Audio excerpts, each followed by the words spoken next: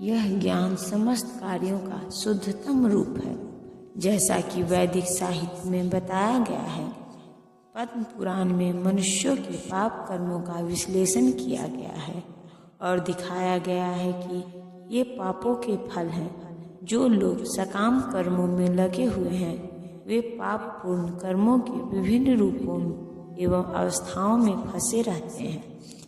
उदाहरणार्थ, जब बीज बोया जाता है तो तुरंत वृक्ष नहीं तैयार हो जाता। इसमें कुछ समय लगता है। पहले एक छोटा सा अंकुर रहता है, फिर यह वृक्ष का रूप धारण करता है। तब इसमें फूल आते हैं, फल लगते हैं और तब बीज बोने वाले व्यक्ति फूल तथा फल का उपभोग कर सकते हैं। इसी प्रकार जब कोई मनुष्य पाप कर्म करता है तो बीज की ही भांति इसके भी फल मिलने में समय लगता है। इसमें कई अवस्थाएं होती हैं। भले ही व्यक्ति में पाप कर्मों का उदय होना बंद हो चुका हो, किंतु किए गए पाप कर्म का फल तब भी मिलता रहता है। कुछ पाप तब भी बीज रूप में बचे रहते हैं। कुछ फलीभूत हो चुके होते हैं, जिन्हें हम दुख तथा वेदना के रूप में अनुभव करते हैं। जैसा कि 7वें अध्याय के 28वें श्लोक में बताया गया है, जो व्यक्ति समस्त पाप कर्मों के फलों का अंत करके भौतिक जगत के द्वंद्वों से मुक्त हो जाता है, वह भगवान कृष्ण की भक्ति में लग जाता है। दूसरे शब्दों में, जो लोग भगवत भक्ति में लगे हुए हैं वे समस्त कर्म फलों से पहले से मुक्त हुए रहते हैं। इस कथन की पुष्टि पद्म पुराण में हुई है। जो लोग भगवत भक्ति में रत हैं उनके सारे पाप कर्म चाहे फलीभूत हो चुके हों, सामान्य हो या बीज रूप में हो, क्रमशः नष्ट हो जाते हैं। अतः भक्ति ही शुद्धि कारिणी शक्ति अत्यंत प्रबल है और पवित्रम उत्तमम अर्थात विशुद्धतम कहलाती है। उत्तम का तात्पर्य दिव्य है। तमसः का अर्थ यह भौतिक जगत या अंधकार है और उत्तम का अर्थ भौतिक कार्यों से परे हुआ। भक्तिमय कार्यों को कभी भी भौतिक नहीं मानना चाहिए। यद्यपि कभी कभी ऐसा प्रतीत होता है कि भक्त भी सामान्य जनों की भांति रत रहते हैं। जो व्यक्ति भक्ति से अवगत होता है वही जान सकता है कि भक्तिमय कार्य भौतिक नहीं होते, वे आध्यात्मिक होते हैं और प्रकृति के गुणों से सर्वथा अदूषित होते हैं। कहा जाता है कि भक्ति की संपन्नता इतनी पूर्ण होती है कि उसके फलों का प्रत्यक्ष अनुभव किया जा सकता है।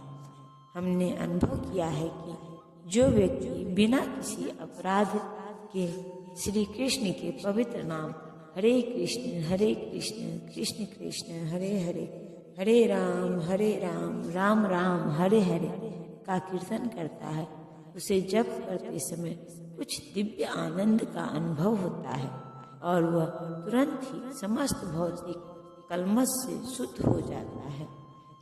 ऐसा सचमुच दिखाई पड़ता है।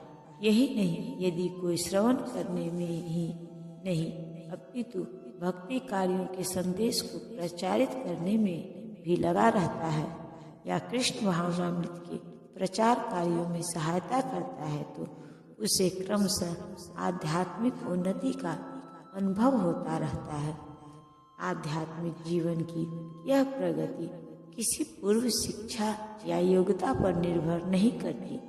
यह विधि स्वयं इतनी शुद्ध है कि इसमें लगे रहने से मनुष्य शुद्ध बन जाता है। वेदांत सूत्र में भी इसका वर्णन प्रकाश्च कर्माभ्यास के रूप में हुआ है, जिसका अर्थ है कि भक्ति इतनी समर्थ है कि भक्ति कार्यों में रत होने मात्र से बिना किसी संदेह के ज्ञान रूपी प्रकाश प्राप्त हो जाता है। इसका उदाहरण नारद जी के पूर्व जन्म में देखा जा सकता है। जो पहले दासी के पुत्र थे, वे न तो शिक्षित थे न ही राजकुल में उत्पन्न हुए थे, किंतु जब उनकी माता भक्तों की सेवा करती थी, नारद भी सेवा करते थे और कभी कभी माता की अनुपस्थिति में भक्तों की सेवा स्वयं करते रहते थे। नारद स्वयं कहते हैं, श्रीमद् भागवत के इस श्लोक में नारद जी अपने शिष्य व्यास देव से अपने पूर्व जन्म का वर्णन करते हैं। वे कहते हैं कि पूर्व जन्म में बाल्यकाल में वे चातुर्मास में शुद्ध भक्तों की सेवा किया करते थे, जिससे उन्हें उनकी संगति प्राप्त हुई। कभी कभी वे ऋषि अपनी थालियों में उच्छिष्ट भोजन छोड़ देते और यह बालक थालियां धोते समय उच्छिष्ट भोजन को चखना चाहता था। अतः उसने उन ऋषियों से अनुमति मांगी और जब उन्होंने अनुमति दे दी तो बालक नारद उस उच्छिष्ट भोजन को खाता था।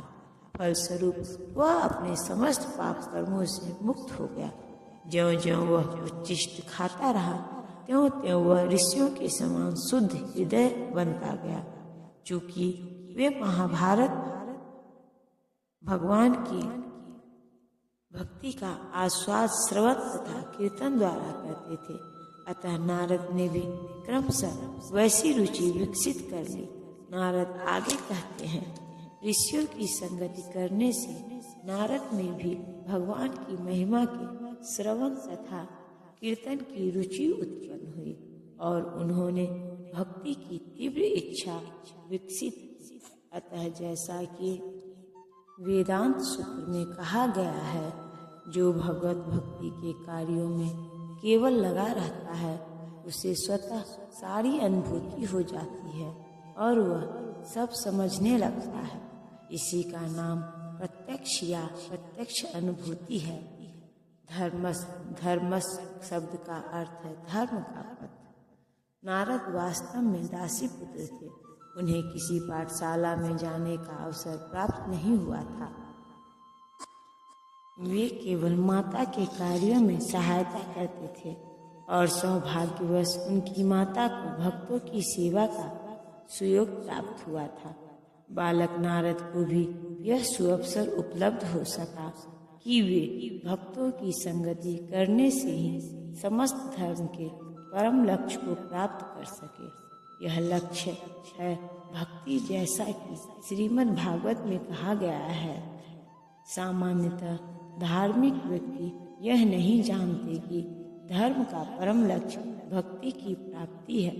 जैसा कि हम पहले ही 8वें अध्याय के अंतिम श्लोक की व्याख्या करते हुए कह चुके हैं कि साक्षात्कार के लिए वैदिक ज्ञान आवश्यक है, किंतु यहाँ पर नारद न तो किसी गुरु के पास पाठशाला में गए थे, न ही उन्हें वैदिक नियमों की शिक्षा मिली थी, तो भी उन्हें वैदिक अध्ययन के सर्वोच्च फल प्राप्त हो सके। यही विधि इतनी सशक्त है कि धार्मिक कृत्य किए बिना ही मनुष्य सिद्धि पद को प्राप्त होता है। यह कैसे संभव होता है, इसकी भी पुष्टि वैदिक साहित्य में मिलती है। आचार्यवान पुरुषो वेद। महान आचार्यों के संसर्ग में रहकर मनुष्य आत्म साक्षात्कार के लिए आवश्यक समस्त ज्ञान से अवगत हो जाता है, भले ही वह अशिक्षित हो या उसने वेदों का अध्ययन न किया हो। भक्ति योग अत्यंत सुखकर होता है। ऐसा क्यों? क्योंकि भक्ति में श्रवण कीर्तनं विष्णु रहता है, जिससे मनुष्य भगवान की महिमा के कीर्तन को सुन सकता है या प्रामाणिक आचार्यों द्वारा दिए गए दिव्य ज्ञान के दार्शनिक भाषण सुन सकता है। मनुष्य केवल बैठे रहकर सीख सकता है। ईश्वर को अर्पित अच्छे स्वादिष्ट भोजन का उच्छिष्ट खा सकता है।